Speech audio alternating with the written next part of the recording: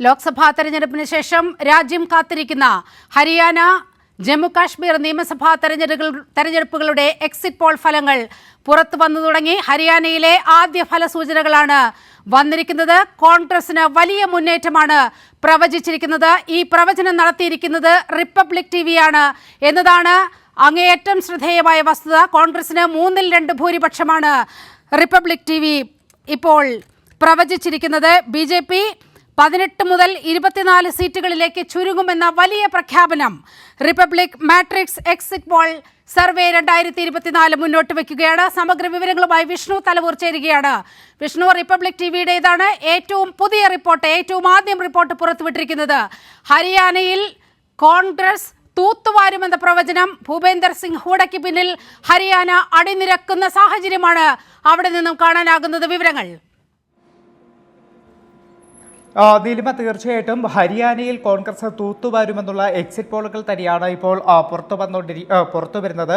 People's plus exit പോളിൽ ചൂണ്ടിക്കാട്ടുന്നത് കോൺഗ്രസ് 49 മുതൽ 61 seat വരെയും BJPക്ക് 20 മുതൽ 32 സീറ്റ് വരെയും മാത്രമായിരിക്കും ലഭിക്കുക എന്നതാണ്. മറ്റുള്ളവർക്ക് 3 മുതൽ 5 സീറ്റ് വരെ ലഭിക്കുമെന്നും ഇത്തരത്തിൽ പീപ്പിൾസ് പ്ലസ് സർവേ ചൂണ്ടിക്കാട്ടുന്നുണ്ട്. ധ്രുവ റിസർച്ച് ചൂണ്ടിക്കാട്ടുന്നത് കോൺഗ്രസ് 50 മുതൽ 64 സീറ്റ് വരെയും BJP 22 മുതൽ 32 സീറ്റ് വരെയും നേടുമെന്നുള്ള പ്രവചനമാണ് ധ്രുവ റിസർച്ച് നടത്തുന്നത്. ദൈനിക് ഭാസ്കറിന്റെ എക്സിറ്റ് പോളിലും കോൺഗ്രസ് തന്നെ ഹരിയാനയിൽ അധികാരത്തിലെത്തുമെന്നാണ് ചൂണ്ടിക്കാട്ടുന്നത്. കോൺഗ്രസ് പ്ലസ് 44 മുതൽ 54 സീറ്റ് വരെയും അതോടൊപ്പം തന്നെ BJP 15 മുതൽ 29 സീറ്റ് വരെയും നേടുമെന്നുള്ള ഒരു പ്രവചനം ദൈനിക് ഭാസ്കറും ഇത്തരത്തിൽ നടത്തുന്നുണ്ട്. ആ സർവേകളിലെല്ലാം തന്നെ ഹരിയാനയിൽ കോൺഗ്രസിന് തന്നെ വലിയ മുൻതൂക്കം പ്രഖ്യാപിക്കുന്ന എക്സിറ്റ് പോളുകൾ തന്നെയാണ് ഇപ്പോൾ പുറത്തു വരുന്നത്. അതോടൊപ്പം കാശ്മീരിനെ സംബന്ധിച്ചും കോൺഗ്രസിന് മുൻതൂക്കം എന്ന് തന്നെയാണ് ഇപ്പോൾ പുറത്തു വരുന്ന എക്സിറ്റ് പോളുകൾ. സി വോട്ടർ സർവേ പ്രവചനം BJPക്ക് 27 സീറ്റും കോൺഗ്രസിന് 50 സീറ്റും PDPക്ക് 11 സീറ്റും. അത്തരത്തിൽ കാശ്മീരിൻ്റെ കാര്യം നോക്കിക്കഴിഞ്ഞാൽ ഇന്ത്യ സഖ്യം കശ്മീരിൽ മുന്നേറുന്നു എന്ന് നമുക്ക് പറയേണ്ടി വരും. BJPക്ക് 27 സീറ്റ് മാത്രമാണ് ഇപ്പോൾ സി വോട്ടർ സർവേ കാശ്മീരിൽ നൽകുന്നത്. കോൺഗ്രസ് പ്ലസിന് 50 സീറ്റും PDPക്ക് മെഹബൂബ മുഫ്തിയുടെ PDPക്ക് 11 സീറ്റും ഇത്തരത്തിൽ കാശ്മീരിൽ നൽകുന്നുണ്ട്. വിഷ്ണു, കാശ്മീർ എന്ന് പറയുന്നത് അങ്ങേയറ്റം ശ്രദ്ധേയമായ ഒരു തെരഞ്ഞെടുപ്പ് സാഹചര്യം നിലനിൽക്കുകയാണ്.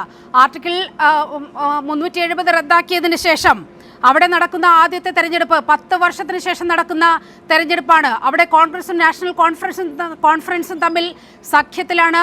ആ സഖ്യം തന്നെ അവിടെയും തൂത്തുവാരുമെന്ന ഒരു സ്ഥിതിയാണ് നിലവിൽ വന്നിരിക്കുന്ന ഫലസൂചനകൾ നൽകുന്നത്, അല്ലേ? നീലിമ, തീർച്ചയായിട്ടും അത്തരത്തിൽ തന്നെയാണ്. കാശ്മീരിൽ നമുക്കറിയാവുന്ന പോലെ ഏറ്റവും പ്രധാനപ്പെട്ട തെരഞ്ഞെടുപ്പ് തന്നെയാണ് കാശ്മീരിനെ സംബന്ധിച്ച് നടക്കുന്നത്. കാരണം 10 വർഷത്തിന് ശേഷമാണ് കാശ്മീർ ഒരു തെരഞ്ഞെടുപ്പിലേക്ക് പോകുന്ന സാഹചര്യമുള്ളത്. അത്തരത്തിൽ കാശ്മീർ ഒരു തെരഞ്ഞെടുപ്പിലേക്ക് പോകുമ്പോൾ പോലും ഏറ്റവും പ്രധാനമെന്ന് പറയുന്നത് കാശ്മീരിൻ്റെ പ്രത്യേക പദവി റദ്ദാക്കിയതിലടക്കമുള്ള കാശ്മീർ ജനതയുടെ വിധിയെഴുത്താകും ഇത്തവണത്തെ തെരഞ്ഞെടുപ്പെന്ന് കൃത്യമായി തന്നെ വിലയിരുത്തലുകൾ പുറത്തു വന്നിരുന്നു. അതിലും BJPക്ക് വലിയ തിരിച്ചടി നേരിടേണ്ടി വരുന്നു എന്നതാണ് ഇപ്പോഴത്തെ എക്സിറ്റ് പോളുകൾ സൂചിപ്പിക്കുന്നത്. 3 എക്സിറ്റ് പോളുകളാണ് ജമ്മു കാശ്മീരിനെ സംബന്ധിച്ച് പുറത്തു വരുന്നത്.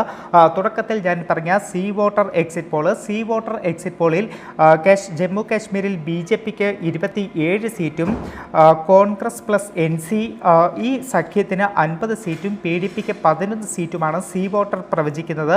ദൈനിക് ഭാസ്കർ പ്രവചനം എന്ന് പറയുന്നത് BJPക്ക് 20 മുതൽ 25 സീറ്റ് വരെയും കോൺഗ്രസ് പ്ലസ് NCക്ക് 35 മുതൽ 40 സീറ്റ് വരെയും PDPക്ക് 4 മുതൽ 7 സീറ്റ് വരെയുമെന്നാണ്. കശ്മീരിൻ്റെ കാര്യത്തിൽ പീപ്പിൾ പ്ലസിൻ്റെ പ്രവചനമെന്ന് പറയുന്നത് BJP 23 മുതൽ 27 വരെ, കോൺഗ്രസ് പ്ലസ് NC 46 മുതൽ 50 സീറ്റ് വരെ നേടുമെന്നും PDP 7 മുതൽ 11 സീറ്റ് വരെ നേടും എന്നുള്ളതാണ് അത്തരത്തിലൊരു പ്രവചനം പീപ്പിൾസ് പ്ലസ് നൽകുന്നത്. എന്തായാലും നിലവിൽ പുറത്തു വരുന്ന എക്സിറ്റ് പോളുകളിൽ കൃത്യമായി തന്നെ പ്രവചിക്കുന്നത് ഹരിയാനയിലും കാശ്മീരിലും ജമ്മു കാശ്മീരിലും BJPക്ക് വലിയ തിരിച്ചടി നേരിടേണ്ടി വരുന്നു എന്ന് തന്നെയാണ്. ഹരിയാനയുടെ കാര്യത്തിൽ BJPക്ക് ഒരു മൂന്നാം ഊഴം ലഭിക്കുന്നില്ല. കഴിഞ്ഞ 2 ടേമുകൾ BJP ഭരിച്ചെങ്കിലും അവിടെ മൂന്നാമതൊരു ടേം BJPക്ക് ലഭിക്കുന്നില്ല. ഹരിയാനയിൽ കോൺഗ്രസിൻ്റെ ഒരു കംപ്ലീറ്റ് സ്വീപ്പിലേക്ക് ഹരിയാന പോകുന്നു എന്നതാണ് നിലവിൽ പുറത്തു വരുന്ന എക്സിറ്റ് പോളുകൾ ചൂണ്ടിക്കാട്ടുന്നത്. നീലിമ, അതായത് ഹരിയാനയിൽ നിലവിലെ ഒരു കണക്കനുസരിച്ച്, ഇപ്പോൾ പുറത്തു വന്നിരിക്കുന്ന കണക്കുകൾ അനുസരിച്ച് കോൺഗ്രസിന് ഒറ്റയ്ക്ക് ഭൂരിപക്ഷം കിട്ടുന്ന ഒരു സ്ഥിതിയിലേക്ക് കാര്യങ്ങൾ എത്തുകയാണല്ലേ വിഷ്ണു? നീലിമ, തീർച്ചയായിട്ടും അത്തരത്തിൽ തന്നെയാണ്. ഹരിയാനയുടെ കാര്യത്തിൽ കോൺഗ്രസിന് ഒറ്റയ്ക്ക് ഭൂരിപക്ഷം ലഭിക്കുന്ന സാഹചര്യത്തിലേക്കാണ് കാര്യങ്ങൾ നീങ്ങുന്നത്. അവിടെ തന്നെയാണ് കോൺഗ്രസിന് 60 സീറ്റിലധികം ലഭിക്കുമെന്നുള്ള എക്സിറ്റ് പോളുകളാണ് പുറത്തു വരുന്നത്. പീപ്പിൾസ് പ്ലസ് പറയുന്നത് 61 സീറ്റ് വരെ ഹരിയാനയിൽ കോൺഗ്രസിന് ലഭിക്കും എന്നൊരു കാര്യമാണ്. അതോടൊപ്പം ദൈനിക് ഭാസ്കർ പറയുന്നത് 54 സീറ്റ് വരെ കോൺഗ്രസിന് ലഭിക്കും എന്നൊരു കാര്യം ദൈനിക് ഭാസ്കർ പറയുന്നുണ്ട്. അതിൽ തന്നെ ദൈനിക് ഭാസ്കർ ഹരിയാനയിൽ ആം ആദ്മിക്ക് ഒരു